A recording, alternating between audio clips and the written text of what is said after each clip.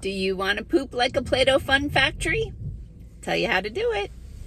Hey, I'm Dr. Patty Barch. I'm a traditional naturopath, founder and owner of Naturally Unbridled Wellness and naturallyunbridled.com, where we focus on wellness solutions, not disease management. This is Down the Ridge with Dr. Patty. This is not medical advice. It's for entertainment purposes only. Nothing I say is true. Don't listen to me. All right, it's Friday, so let's talk about poop, baby. Okay, so I want to talk about fiber, because fiber is one of the things that is really missing from the standard American diet, especially with all of the ultra processed grains, where any existing useful fiber that is in there is broken down through the ultra processing mechanisms, and it turns into a simple carbohydrate instead of a complex carbohydrate, and it just turns into sugar in your body. And here we go again with that.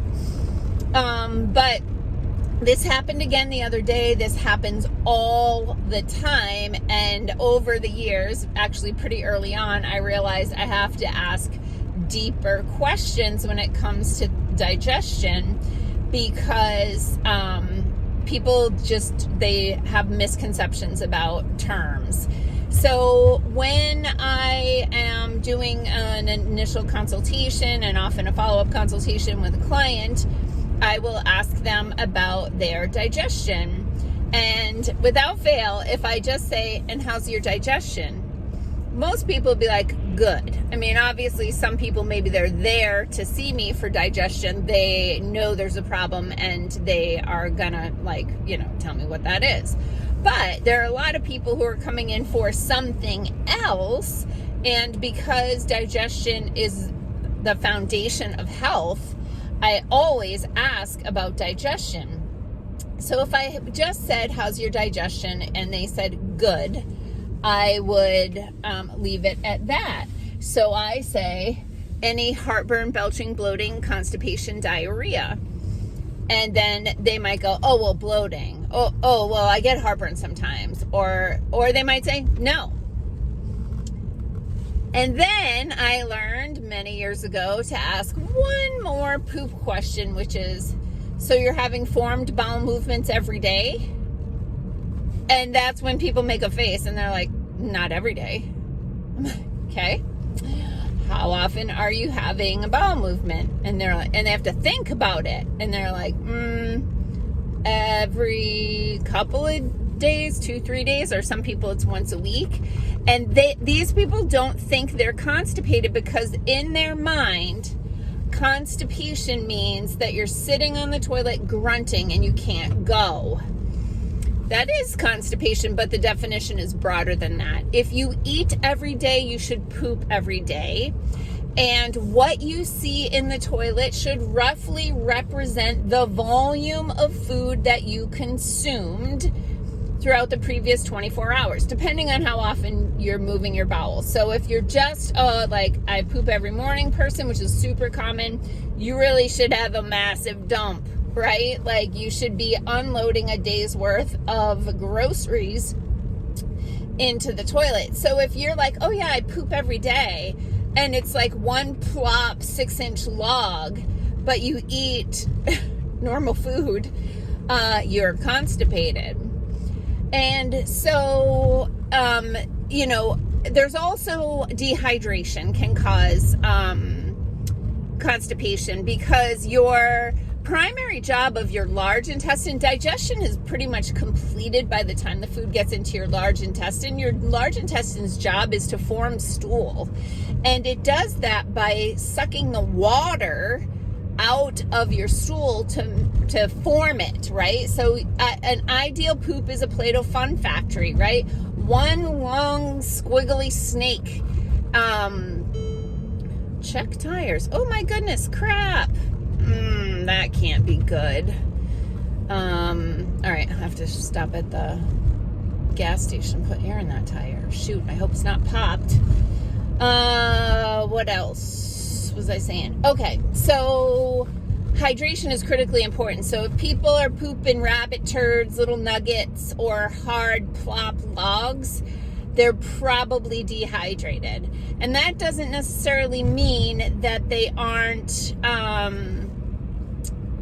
drinking enough water, but they might not be using water appropriately. Could be a mineral imbalance, could be due to toxicity, could be like chronic fight or flight. There's a bunch of reasons why people could be drinking enough water and still be dehydrated. But if they're not drinking enough water, they're automatically dehydrated no matter what else is going on. So the recipe for an ideal poop, it involves good digestion. So that means chewing your food and breaking it down physically through the physical digestion, that's chewing, and then chemical digestion with digestive acids and enzymes, bile salts, all of those things. Assuming all of those things, the physical and chemical digestion, are working appropriately, we also need to have the ingredients to make that Play-Doh fun factory, and that's a recipe of fiber and water. So when you have fiber in the colon, it attracts water to the colon, and little water molecules will stick to the fiber molecules and make a nice smooth brush to sweep the colon clean. And those fiber molecules are also going to lock onto things like spent hormones. So you need to have fiber in your colon for spent hormones to latch onto, for those to be excreted. And if you don't have fiber in your diet, what happens? You recycle some of those hormones.